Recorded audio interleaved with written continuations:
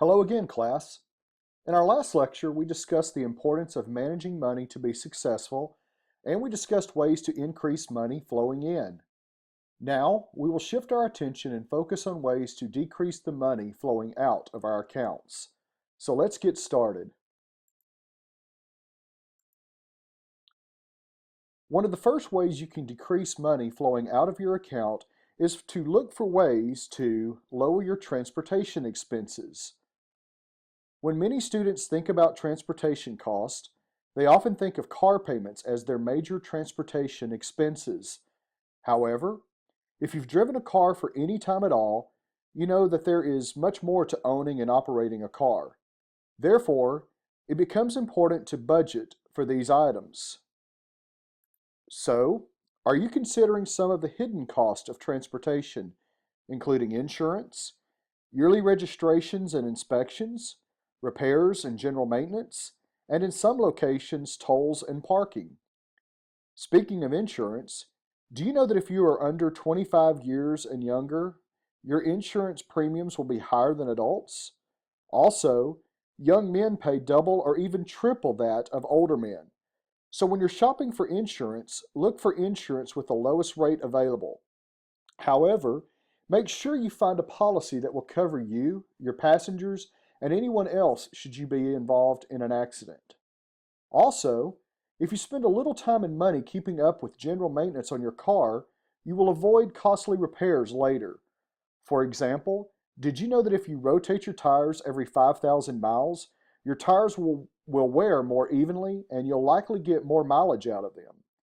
So by paying attention to the little details of your car, you can reduce your money flowing out. Secondly, consider using public transportation when available, or consider carpooling or offering money to a classmate for rides. Having your own car definitely gives you freedom to come and go as you please. However, in instances where money is tight, you may need to sacrifice some of your freedom to keep your budget intact. Another way you can decrease money flowing out is to use credit cards wisely. Although I realize establishing credit is necessary for future major purchases, I want you to know that I personally hate credit cards. I do not like how easily credit cards are made available and how many who accept credit card offers are unaware of the consequences resulting from credit card debt. As a college student, don't be surprised if you're swamped with invitations to open credit card accounts, and many credit card companies prey on uninformed students who are just learning to manage their money. Why do they do this? Credit cards make money by charging high interest rates that accrues on purchases that you have not paid off.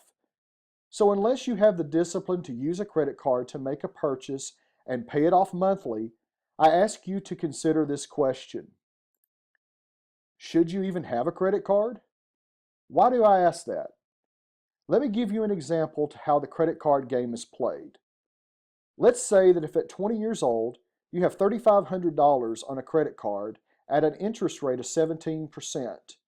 You will not pay that card off until you're age 53 at a cost of $11,000 if you make the minimum monthly payment. Are you comfortable living with that type of debt hanging over your head? Also, don't forget that if you miss a payment or pay late, you will incur late fees and possibly see an increased interest rate, and it could possibly affect your credit score. Then, a low credit score can affect your ability to obtain loans for houses, cars, etc. Or if you do manage to obtain a loan off of these items, you'll do so with a higher interest rate than those with a better credit score. I know it seems like I'm harping on the evils of credit card debt, and maybe I am. However, I'm not alone in my criticism of credit cards. In fact, your textbook cites a University of Indiana administrator who stated, "We lose more students to credit card debt than to academic failure." So, if you must open a credit card account, please work to pay off your balance monthly. If you decide that you can effectively manage a credit card, then you'll want to make sure you choose a credit card wisely. First, realize that not all cards are created equal. Don't assume that just because you receive a credit card offer with a high credit limit that you should accept that offer. As you look at credit cards, look at offers with low interest rates, long grace periods, low annual fees, etc. Also, you may want to look for cards that offer additional perks, such as cashback rewards or frequent flyer miles. In other words, be an informed consumer as you look at credit cards. Don't just accept the first credit card offer made available to you.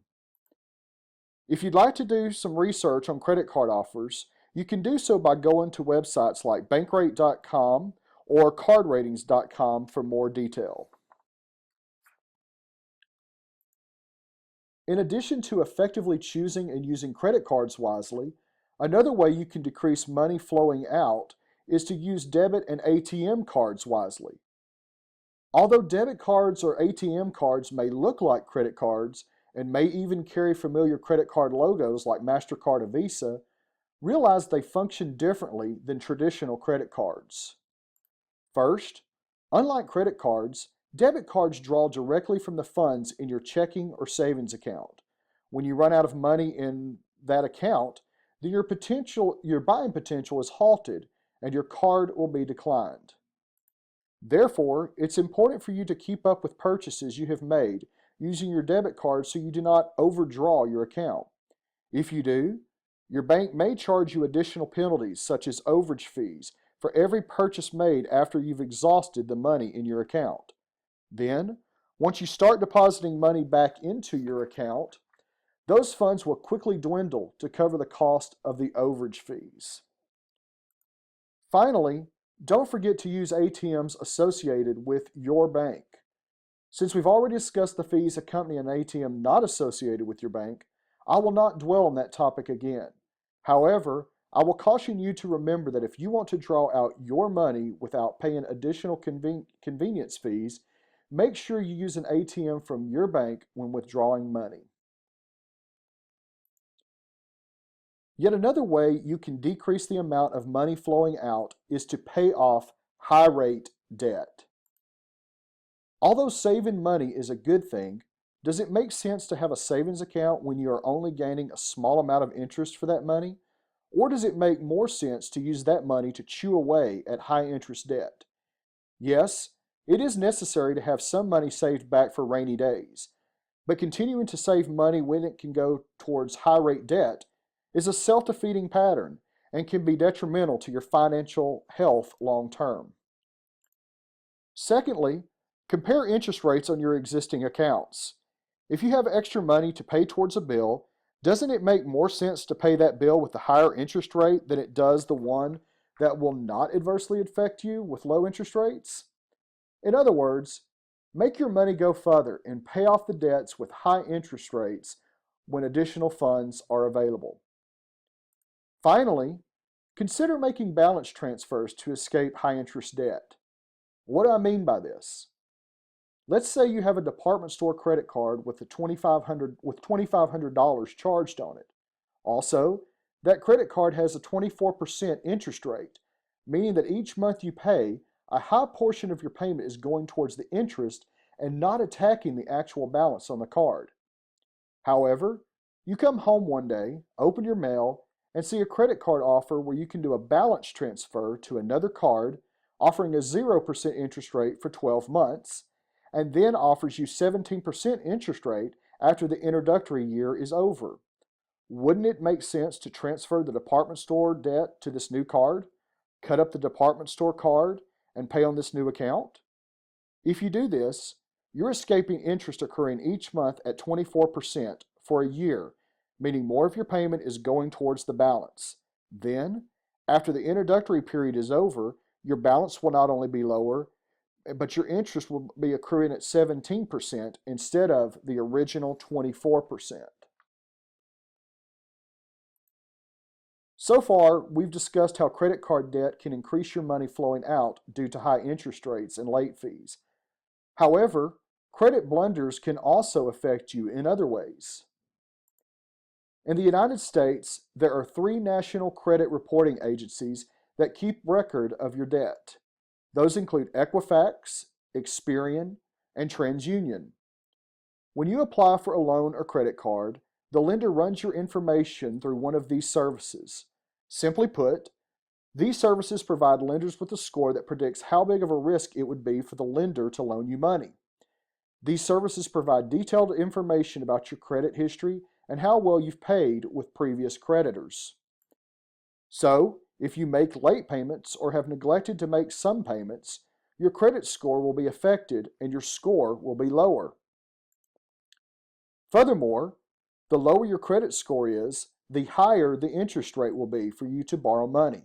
Why? Because lenders will believe you are a high-risk borrower and you are unlikely to have the ability to fully repay the loan. Therefore, they'll charge you more interest with each payment to assure their investments.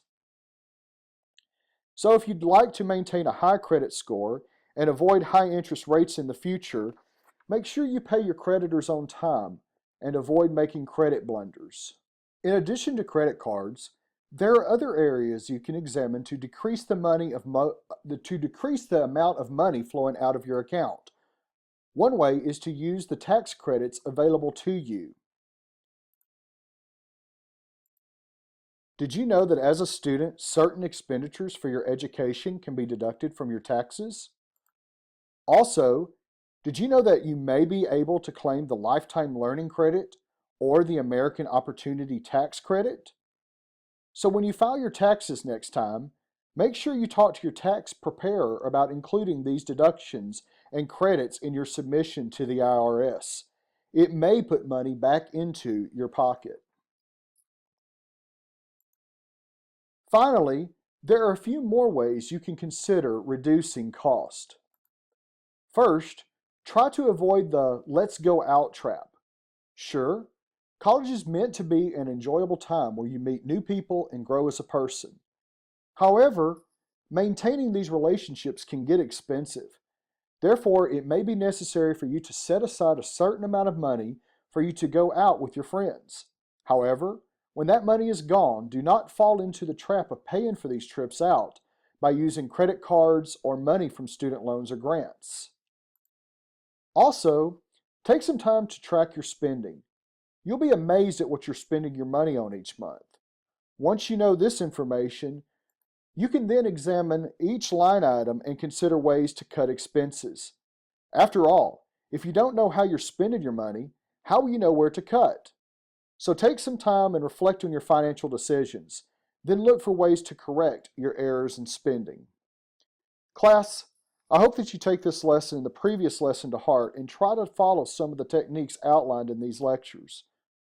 I've seen a lot of students struggle with finances over my years in higher education, and I've seen a lot of very capable students leave college due to financial constraints. So, if you haven't already, look for ways to get your finances in check. It will make your college goals more obtainable, and by utilizing some financial discipline now, you'll be more financially stable in the future. See you next time.